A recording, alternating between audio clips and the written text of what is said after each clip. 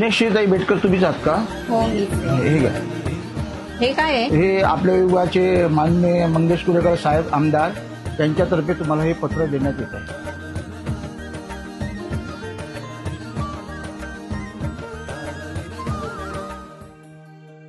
नमस्कार ताई.